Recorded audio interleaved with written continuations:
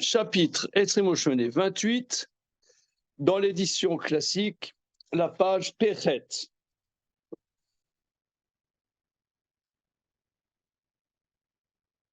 Voilà.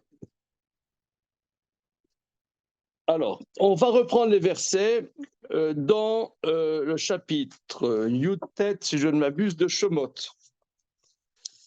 Shemot, chapitre Yutet, les enfants d'Israël arrivent. Voilà. On reprend chapitre Yutet, Passouk Dalet.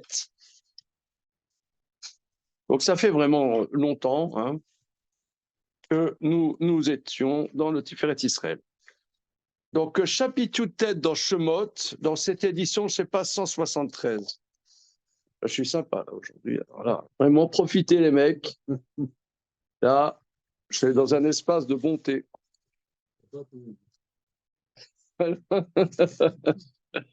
Voilà. Alors on reprend le passouk d'Alet. Atem reitem asher asiti le Mitzraim va essa etrem al kanfe nesharim va avi etrem elai. Vous avez vu ce que j'ai fait à l'Égypte. Je vous ai porté sur des ailes d'aigle et je vous ai amené vers moi. Ve'ata im shamoa tishmeu bekoli ushmartem et beriti veitem li segula mikol amim kili kolaretz. Et maintenant, si écoutez, vous écoutez dans ma voix et vous respectez mon alliance. Alors, le Maharal va travailler, vous respectez mon alliance. Vous serez, si vous faites ça, vous écoutez dans ma voix et que vous respectez mon alliance, vous serez le trésor de toutes les nations. La dernière fois, nous avions développé cette notion de trésor de toutes les nations. Nous étions partis dans des directions multiples et diverses. Alors, fort de ça, maintenant, on va prendre le Maharal, donc à la page PE de l'édition classique, ou Shmartem et Berit. C'est bon? Vous garderez mon alliance, vous respecterez mon alliance. Bemechilta, dans la Mechilta. Monsieur Pariset, s'il vous plaît, vous y fûtes. PE. PE. PE.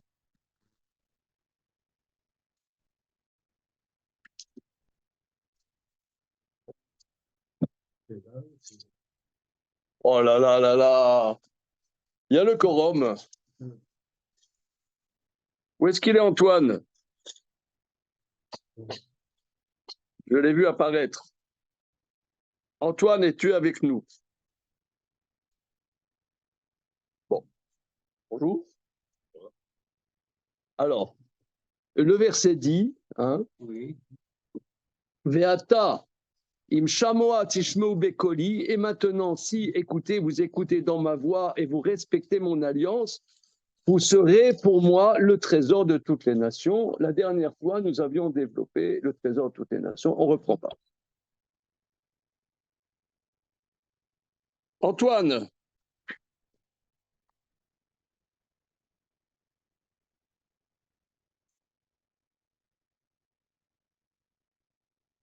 Alors, le Maharal. Bon, bonjour Antoine. Bonjour, bonjour tout le monde. Ça va sur la côte? C'est sur la côte là? La pluie arrive, donc La pluie arrive. c'est désagréable. D'accord. Alors, vous garderez mon alliance. Bemechilta. La Mechilta, c'est le Midrash Halacha, c'est-à-dire que c'est Rabbi Shmuel, on dit la Mechilta de Rabbi Shmuel, c'est les enseignements des Tanaïm sur le verset de Shemot. Alors, Rabbi Eliezer Omer, c'est quoi? Garder l'alliance pour que on soit le trésor de toutes les nations. Rabbi Eliezer Omer, Zé Berit Shabbat. C'est l'alliance du Shabbat.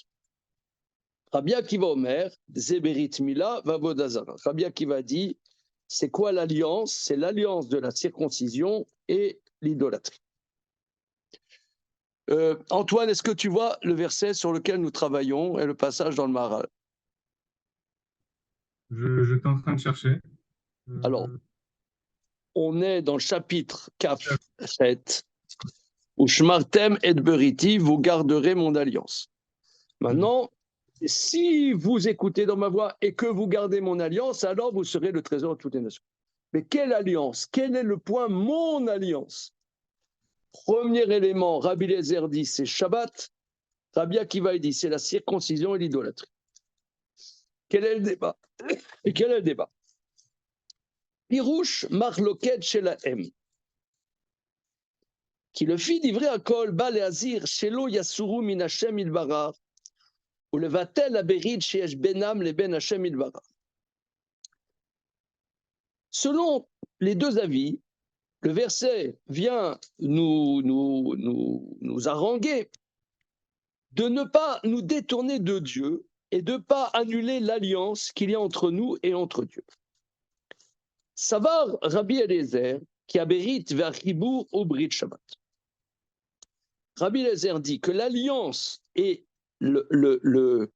l'attachement à Dieu, c'est l'alliance du Shabbat.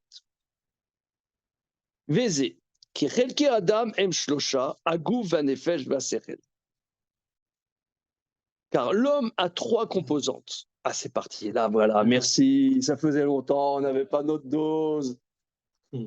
Fabien, on n'avait pas notre dose. Là, il arrive, le Maharal. Il a enlevé son survêtement. Il arrive.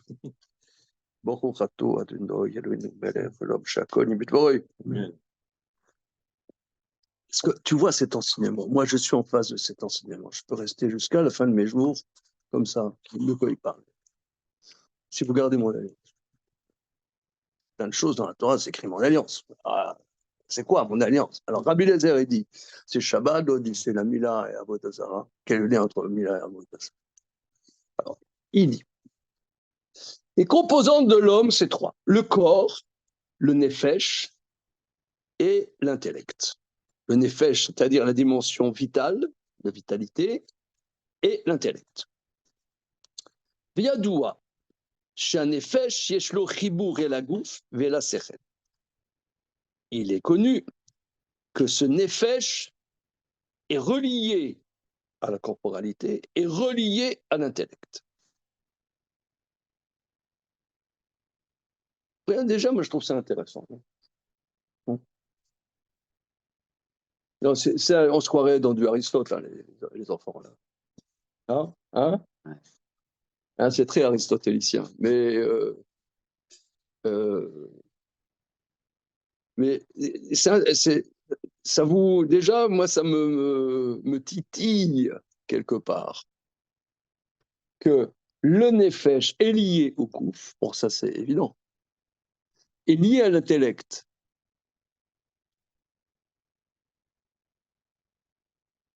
Du côté subversif. Vas-y, développe, dribble. Non, ça fait appel à la capacité de l'homme de réfléchir, de penser.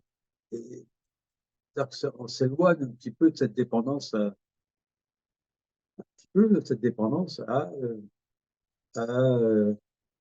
la spiritualité, où on est vraiment, comment dirais-je, annihilé par la parole divine. On n'a pas de capacité de penser presque dans la parole divine. Oui, et alors? Et puis nous, on est. Avec là, on parle de ton cerveau, de ton intelligence, de ta capacité de conceptualiser, de réfléchir. Et la place de l'homme commence à prendre une place intéressante et presque avec une certaine indépendance. D'accord. Maintenant, moi, oui. Maintenant, il ne dit pas qu'est-ce qu'on va faire de ce sérel. On peut te dire, il faut annihiler son sérel. On peut te dire, tu as du sérel, mais il faut l'annihiler. On n'a pas dit quelle place donner à ce sérel. Non, oui. Mais d'un autre côté, on peut dire aussi. Non, mais par contre, on donne une place centrale au Nefesh. Il donne une place hyper centrale au Nefesh. Voilà. Ce qui est quand même étonnant parce que on regarde un peu aujourd'hui, c'est la place du gouffre qui est complètement centrale dans le monde, quoi. C'est je vais à la salle de sport, je vais me muscler, je sais pas, etc. Ou alors l'intellect, bah, je sais pas moi, chez les Grecs par exemple, chez les philosophes, c'était quelque chose qui était complètement au centre. Et là, Nefesh, c'est quand même quelque chose d'assez remarquable de dire que c'est au centre. Je sais pas, je trouve ça Très étonnant. bien. Voilà. Mais merci. C'est ça, c'est ce point qui m'interpelle là, dans cette modélisation. On voit que l'intellect est dépendant du nefesh. Il n'y a pas un intellect pur quelque part. Hein. Il est dépendant du nefesh et le gouffre est dépendant aussi du nefesh. Donc, tu as très très bien dit. Hein. Ouais. On voit ici dans cette formalisation la centralité du nefesh, qui est la dimension vitale. Voilà. Veyadoua shanefesh yeshlo chibur el agouv el sechel. Mais ça va, Rabbi Lézer. Bon, ça, c'est très important. Hein. Ça a l'air de rien, mine de rien. Ça a l'air de rien, mais on va voir jusqu'où ça va. Mais ça va, Rabbi Lézer, qui caché en effet chez Shod Bekut Bo Idbarar. Venizar minachet, asher em shayachim la nefesh, kemu anekima, vanetira, vasina, udvarim arbe, asher em peulot anefesh, Vamar Akatuv Kekasher Ishmor Aberit. Shelo, on passe à la page d'après. Shelo Iftelou Achibur Aliede Achatayim Shimitzersim et la Nefesh.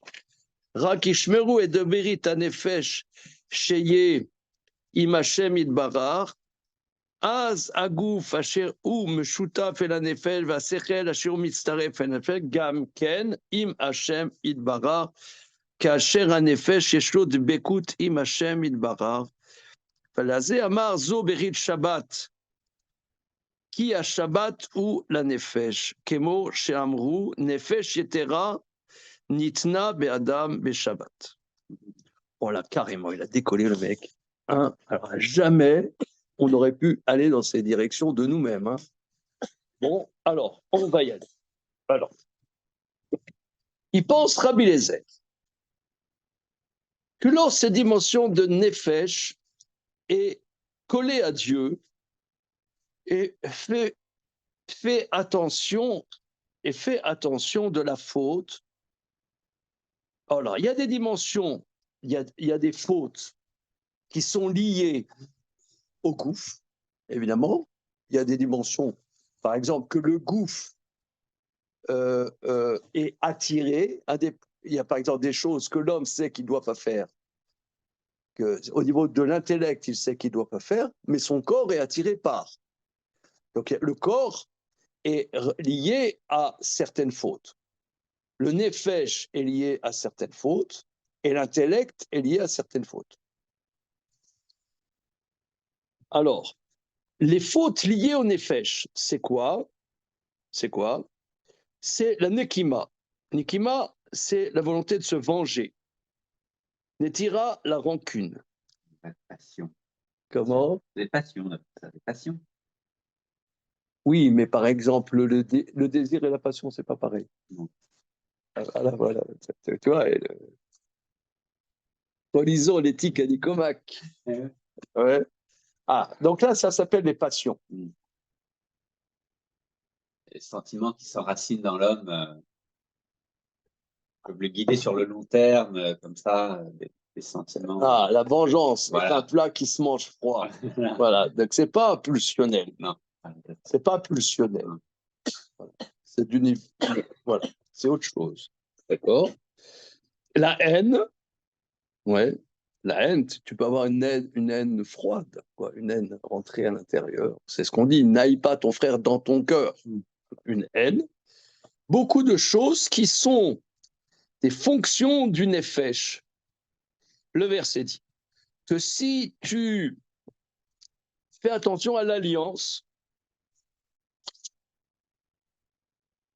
et de ne pas annuler ce lien que l'on a à Dieu par certaines fausses qui sont liées au nefesh, seulement ils respecteront l'alliance du nefesh pour être avec Dieu, parce que l'alliance, c'est une alliance, je suis lié à. Alors le corps qui est associé au nefesh et l'intellect qui est aussi associé au Nefesh, seront aussi avec Dieu par conséquence lorsque le Nefesh est collé à Dieu. Et ça, c'est Shabbat. Voilà. Quel est couscous, boulette, couscous, boulette, couscous, kaila, couscous, genaouya, banatage et la haine. Quel est le lien? Si je mange bien des banatages et des fricassés au kidouche le Shabbat matin, alors je serai prémuni de la haine, de la rancune. Je vois pas le rapport. Je vois pas le rapport. Alors, entre parenthèses, regardez, les petites parenthèses, j'ai bourlingué pendant ces vacances. Et c'est assez intéressant, entre autres. Il y a pas mal de gens qui suivent nos cours. Là. Donc, je dis bonjour à ceux qui suivront ce cours. Et dont des gens, Talmidei Chachamim, qui sont étonnés positivement de la manière dont nous étudions le Maharal, sans trop se cirer à moi-même des ponts. Hein, mais je vous dis, non, c'est quand même que, vous voyez, par exemple, là, on voit ça. Nous, notre travail, c'est essayer de chercher qu'est-ce qu'il veut dire. Or, il y a un Talmid Chacham qui a un monsieur qui s'appelle Yosef Meyer, Rav Yosef Meyer, Chacham qui a écrit des Sfarim de Limoud et qui a suivi un peu ce qu'on fait. Et il m'a dit que ça, c'est rare ce qu'on fait. Je vous le dis comme ça, en toute simplicité. Hein. Voilà, c'est encourageant. Je suis allé à un mariage des gens que je connaissais le côté de la Kala, mais pas le côté du Khatan. Et le papa du Khatan est allé vers moi et dit ah, si c'est que j'écoute vos cours, je ne connaissais pas le mec. Je vous dis ça que les cours, c'est ce qu'on fait ensemble. Hein. C'est pas. Fin de parenthèse. Alors, on y va. Oui, parce que là, c'est ok, d'accord. Donc, il y a ces dimensions des passions, hein, que si la dimension des passions est liée à Dieu, alors on sera un peuple de ce goût-là. Dieu nous promet, on sera un peuple exceptionnel dans les nations par cet attachement particulier à Dieu. D'où est cet attachement particulièrement à Dieu? Rabbi Eliezer dit, c'est le brit de Shabbat. Parce que Shabbat, dit le Maharal, car Shabbat, c'est le Nefesh. Amar, zo brit Shabbat, qui a Shabbat ou la Nefesh, kemo shamru, comme nos maîtres disent en traité Betsa, Nefesh yetera nitna be'adam be'Shabbat, c'est-à-dire qu'il y a un supplément de Nefesh qui est donné à l'homme Shabbat.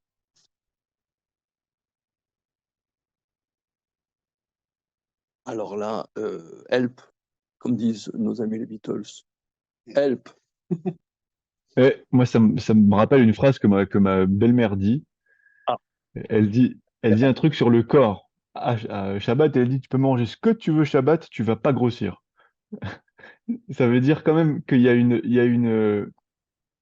puisqu'il y a un supplément d'âme, je sais pas, on va dire comme ça, il y a quelque chose en plus qui se passe, ça a une conséquence et sur le gouffre et sur le séchel, quelque part. Quelque chose comme ça, cet endroit-là. Il y a pas, c'est autre chose. Et en plus, je sais pas, c'est une promesse. C'est un autre monde. Je sais pas. Il y a un truc c'est pas l'ordre des choses classiques. Sortir de cet ordre des choses classiques qui serait cette jalousie, cette vengeance, les passions du corps, etc., ou les passions, pardon, de l'âme, peut-être que ça permet d'ouvrir une autre dimension au reste. Si le nefesh est central, je sais pas, mais enfin, c'est une proposition. Oui, alors, bon, c'est bien. Disons, à minima, j'ai pas tout compris ce que tu as dit, mais la chose que j'entends, en tout cas, c'est que si il y a un certain équilibre au niveau du nefesh qui s'appellerait Shabbat, ça a un impact somatique. Que tu peux avoir des ordres, des désordres physiques hein, du corps, mais en vérité qui viennent d'un désordre du nefesh. Hein, vous savez, ça c'est très intéressant, c'est ce qu'on appelle le psychosomatie. Et d'ailleurs, la notion psychosomatique, c'est un juif qui a inventé ça, le concept psychosomatique. Hein, c'est un juif qui s'appelle Balint. Ouais, bon. Mais j'entends à minima. Maintenant, oui. Aussi, c'est que pas exactement comment ça marche avec Shabbat, mais on ne peut pas combattre la passion autrement que par la passion. C'est-à-dire, il y a il faut un engouement pour Shabbat qui va nous décoller de la passion, mais tu peux faire tous les raisonnements que tu veux à quelqu'un qui a une haine, qui a envie de se venger, tu peux lui faire toutes les leçons que tu veux, ça laisse tomber, ça n'a aucun impact. Voilà, c'est très bien. Je reprends ce que tu dis, Damien. Rabbi Tzadok HaKohen dit mot à mot ce que tu dis. Il le dit dans Marshavot Rarutz, que quelqu'un a des passions qui le bouleversent, peuvent le détruire même, hein, peuvent le détruire. Comment lutter contre ces passions? Alors ici, il ressort, c'est par un développement justement de la dimension passionnelle de l'homme. C'est pas par une restriction du passionnel, c'est au contraire, Shabbat, c'est un développement du passionnel. C'est un développement même, excusez-moi l'expression, des jouissances. Et comment? J'étais chez Rapito ce Shabbat. Les gars, quand ils chantent, on sent je sais pas, ils investissent leur âme, quoi. Enfin, ouais, c'est l'apothéose, quoi. Ouais, c'est un truc, c'est un investissement. Donc, c'est un développement du nefesh qui va surmonter les débridés du nefesh. Alors ça, c'est explicitement dans Rabbi Tzadok HaKohen. Il dit la chose suivante. Il dit que la Gemara, hein, qu'on a déjà vu moult fois, il dit « Celui qui fait les repas de Shabbat est sauvé du jugement du Guéhinam. » Sauvé du jugement du Guéhinam. Alors, il donne un exemple. Il y a quelqu'un, par exemple, il n'arrive pas à se retenir par rapport au manger, à la boulimie. Il a un manque tout le temps, la gourmandise, etc. Alors, instinctivement, ça, c'est le Guéhinam. C'est-à-dire, c'est quelque chose qui te... C'est l'enfer, c'est la dimension, le Guéhinam, le Maharal explique. C'est le néant qui est en nous. D'ailleurs, des gens qui ont des addictions, quand tu parles à des gens qui ont des addictions, te disent que leur problème, c'est le sentiment du vide. C'est un sentiment de vide en eux. Donc ce vide qui s'appelle le Guéhinam, alors instinctivement on va te dire, eh bien restreins-toi. Hein, au lieu de manger 5 petits pains au chocolat au petit déjeuner, t'en prends 3. Tu te restreins. Alors dit Rabbi Tzadok HaKohen que c'est pas comme ça.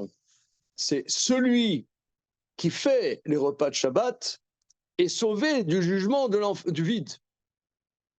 C'est en faisant des dimensions de mitzvah avec ces dimensions de la sensualité que tu vas surmonter ces dimensions du vide.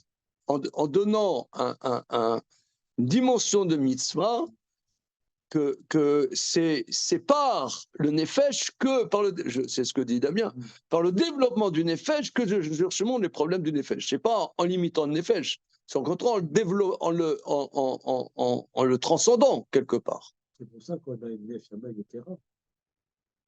vient justement. Yetera, c'est encore plus développé, C'est encore plus développé, plus, va augmenter. Et Voilà. là, ce qui est en plus dans ce qu'ils appellent les lieux des fêtes, la haine et la vengeance, c'est que d'un côté, le corps est pris, mais le sechel aussi, parce que quelqu'un qui est dans la haine ou dans la vengeance, il mobilise tous ses moyens quoi, pour. Voilà, son intellect est Son faussé. intellect est faussé. Il est faussé. Dédié à cette tâche. Voilà. Il est esclave. Il est Il y en a, par exemple, on voit, je sais pas, des gens qui dédient leur vie, par exemple, à leur haine d'Israël. Voilà, tout leur intellect, tout leur. Ils justifient quoi ils vont créer des systèmes Voilà, intellectuels pour. Ouais. La haine. Donc, quelqu'un qui a la haine d'Israël, il faut l'inviter à un bon repas de Shabbat. Il ne faut pas discuter avec. Viens, on t'invite à manger un bon repas. Shabbat. Et il boit, comme ça, il peut dire. Voilà. Juste pourquoi Shabbat spécifiquement? C'est-à-dire, Attends, il va rajouter là tout de suite. Hein. C'est vrai que c'est. Voilà, là, ça fait longtemps qu'on n'a pas fait de mal, mais on le reçoit dans la tronche là, tout d'un coup. Hein. Véod, alors voilà, justement, il va répondre à ta question, Antoine. Véod qui a Shabbat, Sheu Menura, Shou la Nefesh, qui a Tenua I la Nefesh, Vechen Amenura I la Nefesh, le cas qui dit Shabbat va inafash. Voilà, parce que le mouvement, c'est cette force de vitalité qui n'est pas animale, elle est commune aussi à l'animal, mais c'est une force une force abstraite en nous. Cette force abstraite, c'est elle qui se caractérise particulièrement par le mouvement. Et par le mouvement, il y a quelque part une déperdition du nefesh. Mais c'est ça, justement, le chol. Je vous donne un exemple.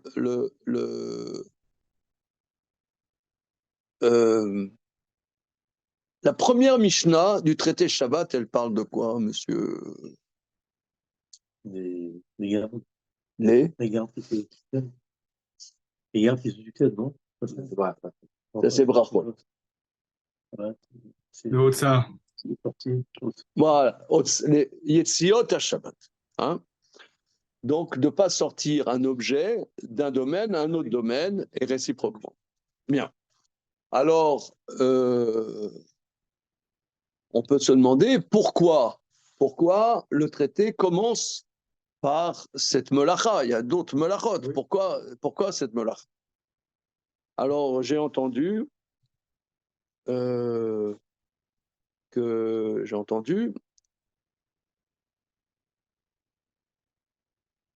parce qu'en vérité, Otsaha, bien que ça nous paraisse bizarre, et d'ailleurs Tosfot là-bas dit que c'est le melacha geroua, on a du mal à percevoir que c'est un travail de sortir quelque chose, tu sors ton mouchoir de la maison à la rue, il faut pas le travail, c'est pas, tu fais le même effort de sortir de la maison à la rue que sortir ton mouchoir de ton salon à la cuisine.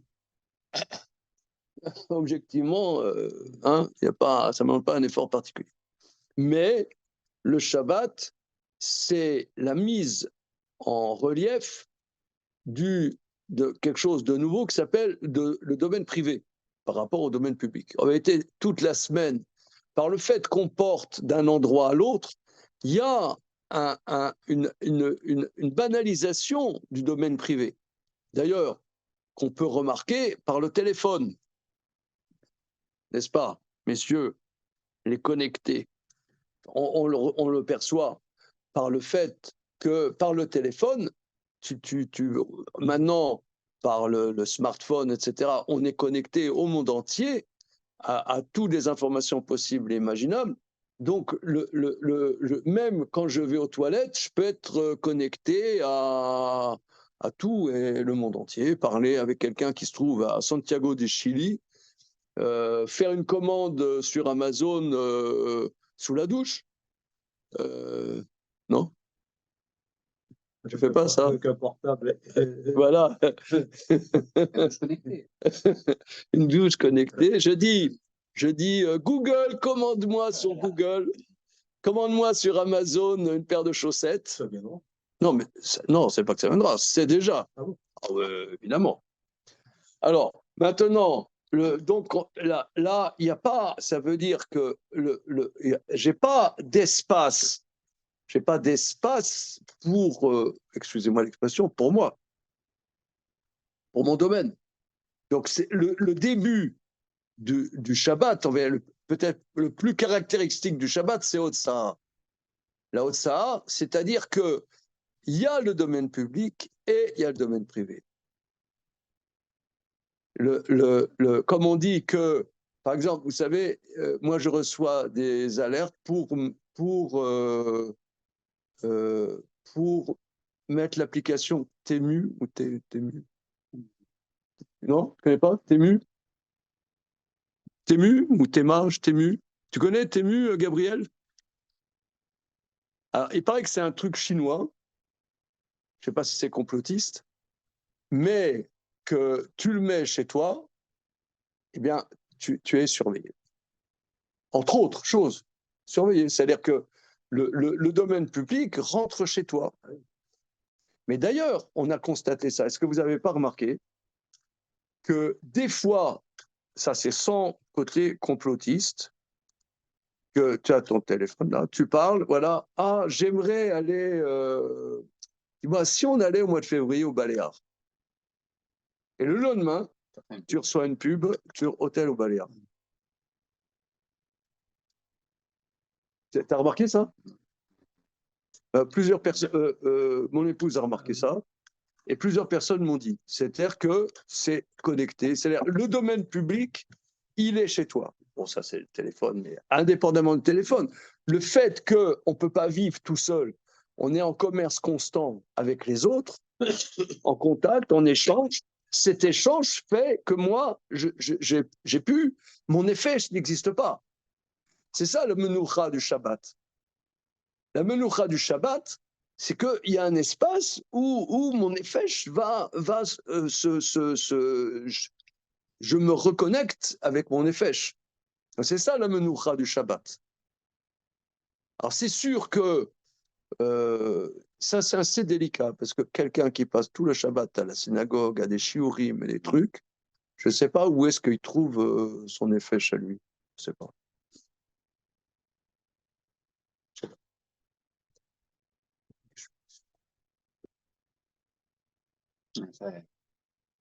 Parce que c'est que d'argent, il y a le téléphone, mais disons l'argent, c'est le symbole le plus fort de ça, quoi.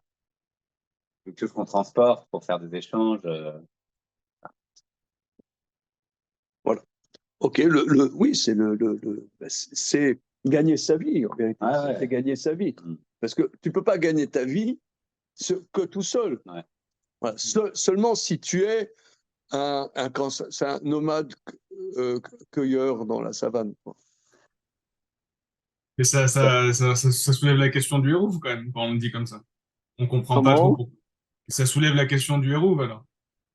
C'est-à-dire on sait plus penser le hérouve Alors, le autre hérouve, que Tafchilin et...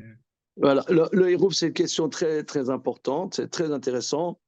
J'en ai beaucoup parlé avec mon fils Moshe il y a 2 semaines à Bnei Brak, parce que lui, c'est vraiment un spécialiste du hérouve. On en parlera à l'occasion. Qu'est-ce que c'est un hérouve, hein? Ta remarque est intéressante. OK. Alors, on reprend cette phrase très importante. Ve'odka Shabbat, shiu menucha. Le Shabbat, c'est le repos. Shiu la nefesh. Le repos, c'est le nefesh qui a tenoua la nefesh. Parce que le mouvement, c'est la dimension du nefesh, mais ce que je rajouterais, c'est par le mouvement, le nefesh, quelque part, s'éparpille. Le repos, c'est le nefesh. C'est pour ça, c'est écrit Shavas, il s'est reposé, Veinafash, et il a repris son nefesh. Et si il respecte Shabbat parfaitement, Az iye la nefesh de Bekut imachem ilbarar. Alors, il y aura au nefesh est collé à Dieu, c'est cette dimension de bécoute qui est toujours très importante dans le moral. Imacher acharze agou vaserel gamken chez iyu imachen ça. Conséquence à la corporalité qui retrouvera son équilibre et à l'intellect, comme tu as dit, Damien. Excuse-moi, un mot, je dirais, ça c'est aussi très important. Par exemple, le Shabbat, on ne dit pas refoua shlema. On dit Shabbati melizok ou refoua krova lavo. On s'arrête d'hurler et la guérison va venir bientôt. C'est le Shabbat qui amène la guérison. Non, mais Le Shabbat amène la guérison. Parce que alors évidemment, il y a, ça c'est d'un point de vue thérapeutique, monsieur Gabriel, c'est ton boulot là. Hein? Au niveau thérapeutique, des déséquilibres corporels, ben c'est ce que tu as dit tout à l'heure au nom de ta belle-mère, les déséquilibres corporels viennent ici, c'est clair dans le Maharal, d'un déséquilibre du nefesh. Que tu sais pas où est ton nefesh, alors le corps, il en prend. Et ce que Damien rajoute, c'est pas seulement des déséquilibres physiques, mais aussi des erreurs intellectuelles. Si ton nefesh est déstabilisé, ça t'amène à des systèmes intellectuels qui sont aberrants. Non, parce que j'avais l'impression qu'on a beaucoup étudié dans le Maharal que se coller à Dieu, quelque part, ça c'est par l'étude, ça passe par le stéphel, mais que là, il y a vraiment une manière du nefesh, qui passe par le nefesh. C'est complètement un autre mode, quoi. Complètement un autre mode de se coller à Dieu. Oui. Et ça, c'est Shabbat. D'accord. Bon, c'est énorme. Hein. On continue. Bon, les Rabbi Akiva, boss. Ah, il va le dire tout de suite. Tu vas voir. Alors lui, c'est tout à fait Rabbi Akiva, c'est autre chose. Pour les Rabbi Akiva, Adraba. Pour Rabbi Akiva, au contraire, Imishmeru Amila, chez Begouf, Ad Shen Lagouf, Silouk, mais Ito Barar. Vechen Imishmeru Berit, Avodat Elilim, qui Avodat Elilim, ou la Sechel Adam, Davarze Yadoua, Shamar Katou, le man, Tefos et Bet Israël Belibam. Venakadosh Bochou Metzarem Achashava Lemaase, Rak Etzel Avodat Elilim, dans Maseret Kilushin même. Je traduis. Alors, pour Rabbi Akiva, au contraire, si l'homme respecte la circoncision qui est dans le corps, donc là, c'est plutôt dominer, c'est centraliser la mila, centraliser ses pulsions. Là, c'est plus les passions, pour reprendre le langage qu'on a dit il y a quelques minutes, c'est pas les passions, c'est les pulsions. La mila, c'est la dimension de centraliser, c'est-à-dire que les pulsions, elles vont pas n'importe où, elles s'unissent dans une dimension cachère. Voilà. Ça veut pas dire enlever les pulsions, mais les centraliser de manière à ce que le corps ne soit pas détaché de Dieu. De même, s'il respecte l'alliance de l'idolâtrie, car l'idolâtrie, c'est l'intellect de l'homme. Voilà, l'idolâtrie, c'est une conception des choses, c'est une pensée. Davarze Yadoua, et ça, on le sait, le mantefos, c'est le Bet Israël Belibam. Ve'en HaKadosh Baruch Hu metzeh marshava lemaaseh, HaKadosh Baruch Hu n'associe la pensée à l'acte que par rapport à l'idolâtrie, comme on voit dans le traité Geshit d'Afmem. C'est-à-dire que quelqu'un qui a une pensée, une croyance idolâtre, il est idolâtre, même s'il n'a pas fait d'acte. Il a une conception idolâtre, eh bien c'est un idolâtre. Même s'il n'a pas fait d'acte, il est idolâtre. Or ça, en général, quelqu'un, il veut tuer de tout son cœur, de toute son âme, de tout son pouvoir. mais il ne le fait pas, ben, il n'a pas tué. Il a voulu voler, mais il n'a pas fait. Et voilà. Sauf le Ben Soré, justement, là, comme on a vu. Comment?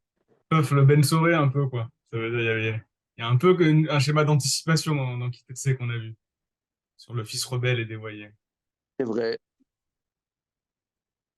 L'instant, Oui, ça mais m'a ça juste passe. fait penser. Oui, ben là-bas, ça passe plutôt par les pulsions, là-bas. Hein. C'est vrai. C'est plutôt par les pulsions.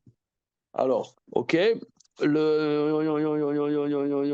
Donc, lui, Rabbi Akiva, donc lui, il est frontalement opposé à Rabbi Lézer. Lui dit non, pour être vraiment le Brit lié à Dieu, alliance, c'est-à-dire lié à Dieu, le Brit c'est l'alliance, c'est lié à Dieu, c'est le Brit du corps et le Brit de l'intellect. Et le Nefesh, il le met de côté, lui. Alors, on a bien aimé Rabbi Lézer. Hein. Voilà.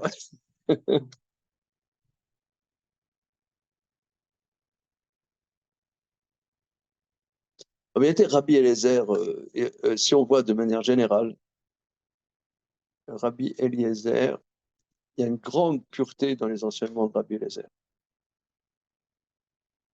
Souvent, la halakha n'est pas comme Rabbi Eliezer, mais il y a une grande pureté dans ses démarches, de manière générale. Alors, Rabbi Akiva lui dit, le mamash, il s'oppose. Je ne sais pas pourquoi. Il n'est pas expliqué le maral. Peut-être il explique dans la suite. Comment? Ouais, on va essayer de voir. Alors, Venire, Shiratza Lomar, il semble, qui veut dire Sheshmuro Gamken, Min Shea Chataim Shem Shaim Lagouf Kemo Atavod Kiotse Bazi. Vechen Shea Chataim Shem Shachim El Asechel. Il me semble dire que quand il parle de l'idolâtrie et de la Brit Mila, ça veut dire c'est deux exemples, mais ça veut dire qu'il doit se prémunir particulièrement des fautes liées à la corporalité, c'est les pulsions, les désirs, les fautes qui sont liées à l'intellect. ואז האדם, כאשר יש לגוף וסירל חיבור לשם, אז גם הנפש, אשר יש לו חיבור אל הגוף, ולסירל גם כן עם השם.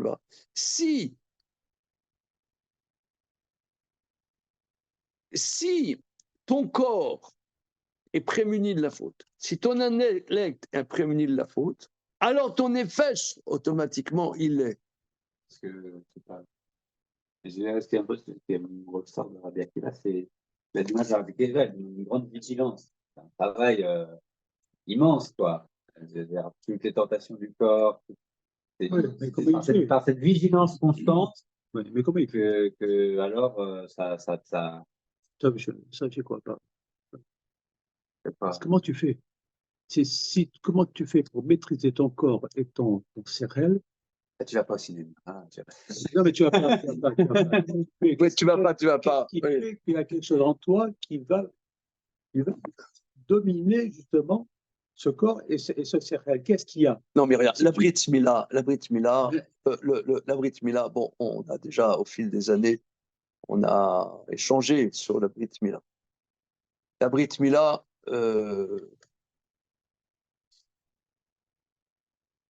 quand tu as fait la Mila, tu peux plus revenir en arrière. Ça, elle est faite. Non, mais Moi, c'est quelque chose alors, qui si tu veux, la Brit Mila,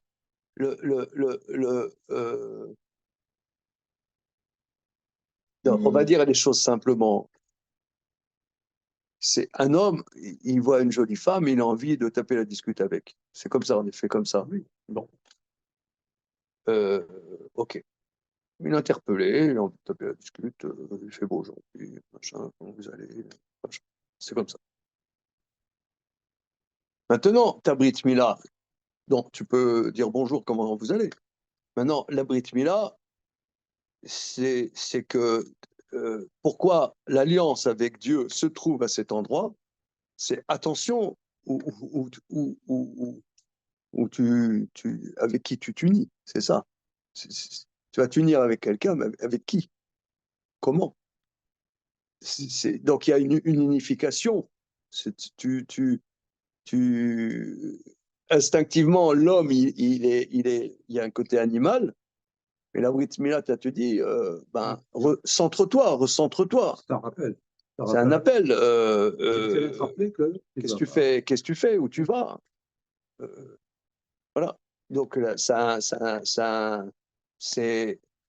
Donc là, et c'est là, si moi je me centralise par rapport à ça, alors je me centralise par rapport à Dieu aussi. Ouais, moi, je comprends. Parce que effectivement, si quelqu'un il s'unit avec quelqu'un avec qui il n'a rien à voir, alors après il va être écartelé, complètement écartelé. Il y aura une schizophrénie entre ce qu'il vit et ce qu'il pense. Donc là, il y a une centralité. Et Dieu est un si moi je suis un. Enfin, si j'ai une unité en moi, alors Dieu est un. Les idolâtres, parce qu'ils peuvent penser qu'il y a plusieurs forces, parce qu'eux-mêmes, ils sont éparpillés peut-être. Donc là, c'est l'alliance avec le Dieu un. C'est un truc incroyable. Donc, c'est pas par les pulsions. Ça te recentre. La Brit Mila, ça te recentre dans l'existence. C'est pas que par la négativité. Et le CRL pas... aussi. Comment? Le CRL aussi est dépendant de cette Mila. Voilà. Parce que c'est un rappel à l'ordre. La Mila, voilà. c'est un rappel à l'ordre continuel sur le corps et sur l'esprit. Voilà, parce que ton esprit, si tu veux, c'est si quelqu'un, en vérité, moi je dirais, le corps, c'est bon, nos amis Marx et nos amis Freud, ils nous ont dit l'homme est dépendant de ses conditions matérielles, de sa sexualité. C'est ça. C'est-à-dire, si moi, je suis débridé à certains niveaux corporels, je suis éparpillé, dans ma pensée aussi, je vais créer aussi des conceptions bizarres. Mais ça, c'est pas tant le nefesh que moi, j'expliquerai pas tout à fait comme le Maharal. C'est presque, si tu veux, la Brit Mila et l'idolâtrie, c'est la même chose quelque part. C'est la même chose. Il ne le dit pas. Il ne le dit pas. C'est-à-dire, c'est comme un étudiant, il va à la fac, ça va aller ensemble. Il va découvrir les filles et les idées du temps. Et c'est ça. Et il va explorer comme ça, selon ce qui vient, qui s'offre à lui sur le moment. Moi, j'avais entendu à la radio là sur Léon Blum. Blum, c'était tout à fait ça, quoi. Il avait lu Stendhal. Il était là, voilà, le monde, c'est voilà, les femmes, l'ambition, et on va changer le monde, et machin. Et il s'est engouffré là-dedans tout entier, quoi. Et après, bon, bah, voilà, l'histoire lui a rappelé l'alliance. Ouais. Là, ça il y a une direction. Il y a une direction. Une direction, c'est pas. Voilà. Voilà, T'es pas là pour aller, excusez-moi l'expression, butiner à droite à gauche, quoi. Qu'est-ce que tu fais? C'est plaisant ce que dit Rabbi Eliezer, mais c'est vrai qu'on a du mal, non, à cerner ce qui est entendu par Nefesh. Ça veut dire Rabbi Akiva, là, il vient nous rappeler ça. On dirait presque que le Nefesh, c'est quelque chose qui articule des choses, mais qu'on ne peut pas travailler directement. Rabbi Akiva, il va te dire, j'ai l'impression qu'il est en train de mettre l'accent là-dessus, non? Ça veut dire, l'homme, il a une capacité d'agir de manière claire sur le gouffre, sur l'intellect, et ce qui fait le lien entre les deux, qui s'appelle le Nefesh, travaille avec. Donc c'est interdépendant. Si tu veux, en échangeant là maintenant, moi je dirais que, et un peu de ce que tu as dit tout à l'heure, Damien, que y a, peut-être le Maharal il va le dire plus dans la suite, mais vraiment, la Brit Mila et l'idolâtrie, on voit bien qu'Abraham, on dit c'est celui, Shalom, celui qui est le premier monothéiste, eh bien, le Dieu un, ça c'est de l'intellect, mais ça devient une réalité par la Brit Mila. Donc la Brit Mila et l'idolâtrie, moi je dirais, c'est la même chose. Donc c'est un travail sur la centralité de sa corporalité, voilà. Mais je dirais, Rabbi Eliezer, lui dit, non, moi je ne suis pas d'accord. Je vais vous dire un truc, c'est la simcha. Lui dit, c'est la joie, c'est la fête. Si tu sers Dieu dans la fête, dans la joie, dans la simcha, dans eh bien, t'es avec Dieu. C'est plus moteur. C'est plus moteur que la Brit Mila encore. Et les deux sont vrais. Parce que tu peux, si tu n'as pas la dimension de simcha, de positive en vérité, de Shabbat, eh bien, tu peux être le tzaddik et tu vas te casser la figure.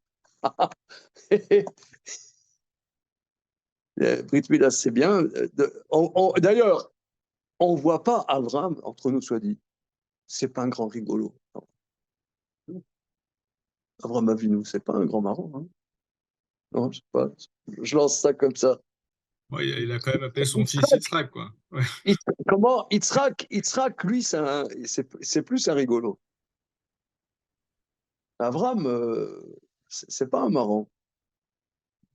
Qu'est-ce qu'il vit? Il vit des épreuves, il vit la vida, Voilà. Des choses qui sont pas à la rigolade. Hein. Pas à la rigolade. Donc, à la limite, un type, il n'a pas fait la Mila, il croit en différentes choses diverses et variées, mais il fait un Shabbat de folie. Il est heureux, il s'épanouit, il vit Shabbat, il est avec Dieu. Il n'a pas fait la Mila, il n'a pas fait la Mila. Mais il vit Shabbat. Oui, mais peut-être que ça sera une plus grande dynamique. Ça, voilà. Hein. Donc c'est un. Je comprends pas quand même grave, ça veut dire. J'entends pour l'idée de la Simcha, une passion triste, une passion joyeuse. Tu es pour. Je suis à 100% pour. Je comprends qu'on puisse appeler son fils Simcha, je trouve ça très beau. Mais je veux dire, j'ai l'impression que même ça, Damien l'a dit tout à l'heure un peu sur la vengeance, la rancune, etc. Ça veut dire le Nefesh, il a une direction intellectuelle, on ne le sépare jamais vraiment. Structurellement, ça veut dire quoi de pointer que le Nefesh, comme s'il y avait un point de Nefesh en soi. J'ai l'impression que même si on est positif avec la Simcha ou négatif comme ça a été évoqué, on n'est jamais dans que le Nefesh. Oui, c'est ce qu'il dit, que le Nefesh est lié au Sechel. Hein. Bon, mais à Shabbat, tu fais des Bartora, c'est pas. Voilà, oui, on n'est pas les bofs, les gros bofs qui s'écroulons au milieu de notre soupe de Kneidler. Non, mais c'est pas ça. C'est pas ça. Si Rabbi Akiva il parle du gouffre et de l'intellect, en disant que c'est ça qui impulse sur les nefesh, on sait le toucher, le gouffre ou l'intellect. Oui. C'est dans ce sens-là, le nefesh, on ne sait pas le toucher puisqu'il n'est pas en soi.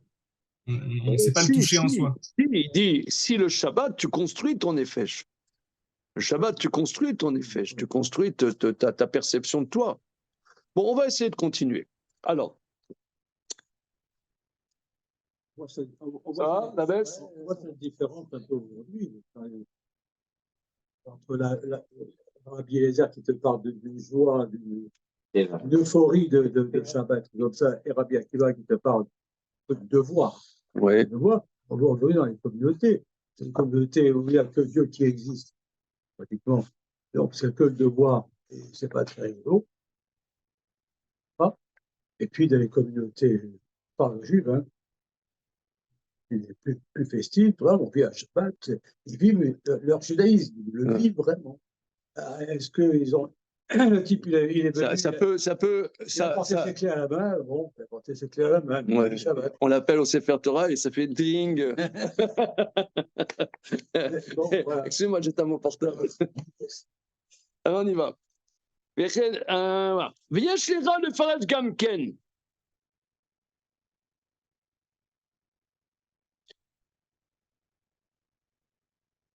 Alors, ויש לך לפרש גם כן.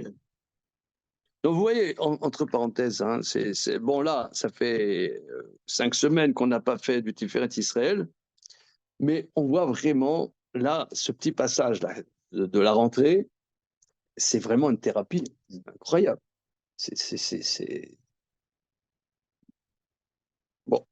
Est-ce qu'il délivre comment dire, des feuilles de maladie après le marin, je sais pas. Comment? C'est remboursé? Yeshera le Faresh Gamken. Tu peux expliquer aussi les dates chez Ishmeru et de Brit à Shabbat, qui a Shabbat ou la Nefesh qui est Moshe. Que aussi, que ils garderont aussi l'alliance du Shabbat, qui a Shabbat et le Nefesh. Raou Sheya Chibur Shea Nefesh Imacher et Barar Brit. C'est légitime qu'il y ait un lien de l'âme du Nefesh avec Dieu, car le Nefesh a un Bekut Chibur Gabur Yachet Barar.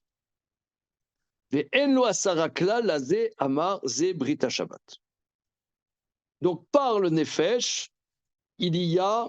Alors, le Shabbat,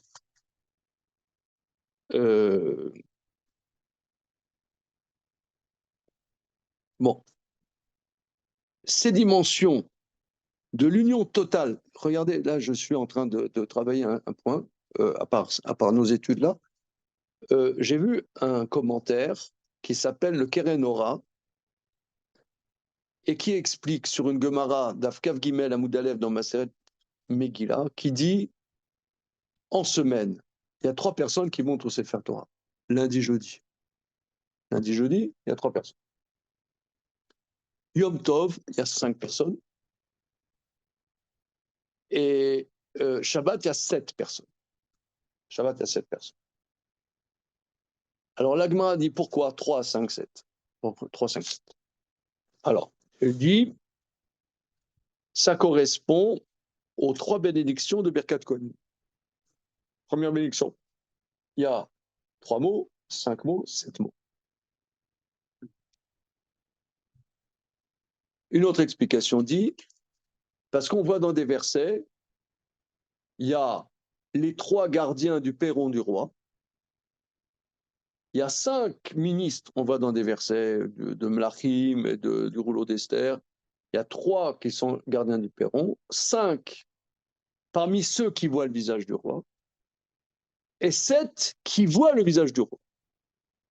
3, 5, 7. Ça, c'est la Gemara, tu vois ça, tu piques un opillon.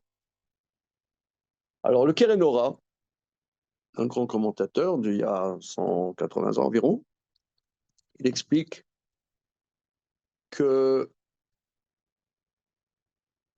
dans les enfants d'Israël, il y a plusieurs sortes de juifs. Il y a des juifs qui ont à voir avec Dieu. La plupart des gens, ils sont comme les gardiens du perron. Tu vois, par exemple, tu as Buckingham, tu as le gardien avec son chapeau, là, Buckingham. Est-ce qu'il voit la reine? Pas vraiment. Il ne voit pas vraiment la reine. Il ne rentre pas dans le château. Il ne rentre pas dans le palais. Mais il a à voir avec le palais. Ça, c'est la plupart des juifs. Maintenant, tu as des juifs, ils sont parmi ceux qui voient le roi. Ils rentrent dans le palais. Ils disent, ça, c'est les Talmidei Chachamim. Les Talmidei Chachamim, qui, en étudiant la Torah, ils ont une intimité avec Dieu. Mais ils n'ont pas une intimité constante. Ils ont une famille, il faut aussi qu'ils gagnent un peu leur vie. Ils sont un peu tiraillés entre une proximité avec Dieu. Donc, de temps en temps, ils voient le roi. Et il y en a ceux qui voient le roi, qui sont à la table du roi. Ça, c'est quelques individus dans le peuple juif. Ils sont tout le temps d'une proximité avec Dieu. Ça, c'est quelques individus. Ça, c'est quelques individus. Alors, les 3, ça, c'est en semaine. En semaine. La semaine, nous, on est dans les activités tous les jours. On lit dans le Sefer Torah, on est comme les 3 gardiens du perron. on va à nos occupations, on va à la synagogue, on lit là dans la Torah. Il y en a qui trois, c'est les gardiens du perron, du palais de Buckingham. Voilà. Okay. Yom Tov, tous les enfants d'Israël, c'est un peu comme les Talmidei Chachamim. Il y a beaucoup de mitzvot, on va dans la soukha, on mange la matzah, on fait le seder. Même le juif simple, il est comme un Talmid Chacham. Maintenant, on fait aussi la cuisine. On va chercher, on s'invite chez les copains, on amène une bouteille de vin, on cuisine, on fait des patates sautées. On va se promener avec la poussette. On va se promener avec la poussette. Donc, c'est comme les Talmid Chachamim. On a une grande proximité avec Dieu, mais pas complètement aussi. Voilà. Et Shabbat, tout le peuple juif, c'est comme les élites. On est avec Dieu complètement. Pour ça, c'est 7. Alors là, il m'a tué le mec. Le Shabbat, tout le peuple juif, il est à la table du roi. Ah, j'ai trouvé ça sublime comme explication. Le Shabbat, C'est à la table du roi. tous les juifs, ils sont l'élite. Parce qu'on est dans parce que un juif qui garde Shabbat, qui travaille, qui va pas au boulot Shabbat, qui fait les repas de Shabbat, il ne peut pas ne pas avoir d'émouna complète. Il ne peut pas. Soit il garde pas Shabbat, soit il garde Shabbat. C'est de deux choses une. Soit tu gardes Shabbat, tu gardes pas Shabbat.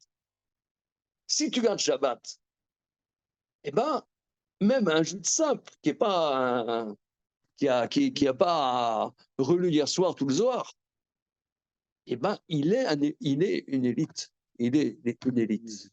Il est une élite.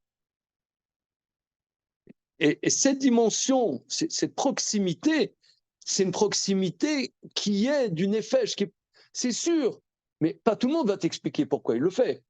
Il y en a, bon, moi je suis un, comment dire, un conférencier professionnel, je peux vous expliquer ça en long, en large, en travers, c'est mon boulot. Moi je suis un conférencier, je peux expliquer, mais il y en a, ils ne peuvent pas expliquer. Peu importe qu'il explique pas, ça ne change rien. Il le vit, c'est ça. C'est pour ça que c'est au niveau du nefesh. Alors, le nefesh est lié à l'intellect et il est lié au corps. Et c'est une bécoute avec Hachem qui est invraisemblable en vérité.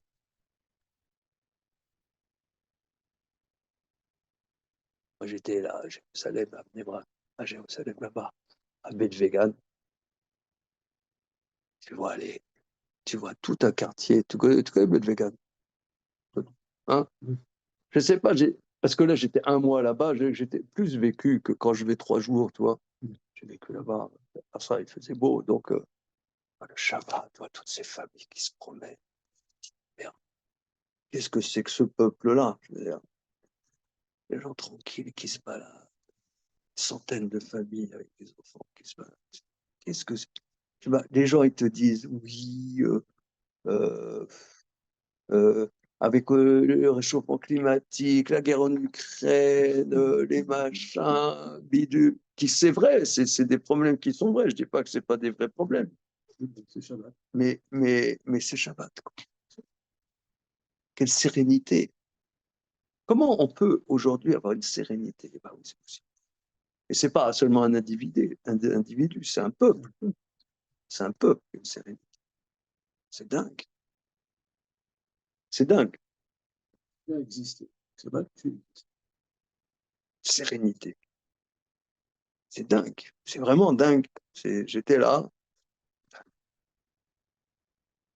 Comment on peut être serein? Surtout, il y a tout le temps des problèmes. Tout le temps des problèmes. Il n'y a que des problèmes. Il y a tout le temps des problèmes. Il n'y a que des problèmes. Et comment tu peux être serein? Eh bien oui, c'est possible. C'est dingue.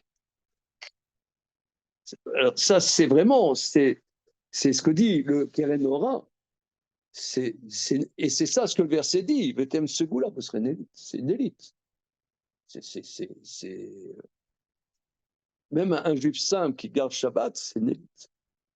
Comment il s'appelle celui? Keren Ora. Non, c'est un livre très compliqué, je peux te dire. Je suis en train de traduire. Je suis en train de traduire ce passage.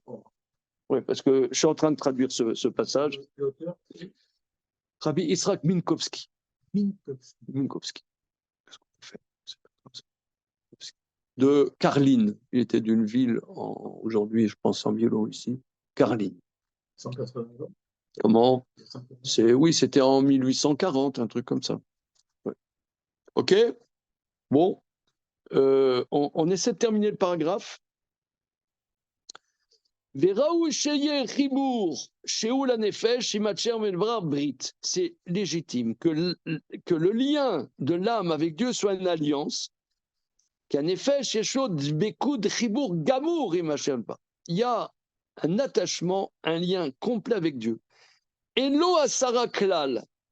Oh, là, si vous voulez, là, en parlant, en disant un peu mon délire, en disant la sérénité, c'est pas quelque chose ni d'intellectuel, ni de physique. C'est autre chose. Ouais, c'est l'âme. Voilà. C'est l'âme. Voilà. Eno asra klal, la ze amar ze brit Shabbat.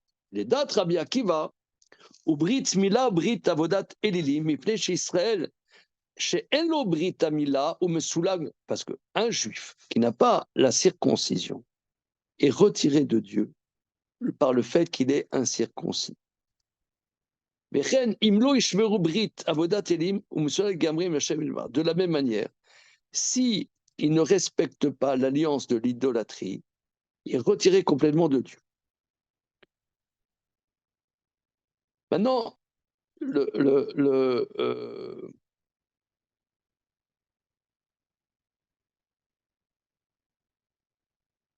moi j'ai plus mis l'accent sur la Brit Mila. Moi j'ai mis l'accent que la Brit Mila entraîne le fait de ne pas être idolâtre. Mais nos maîtres disent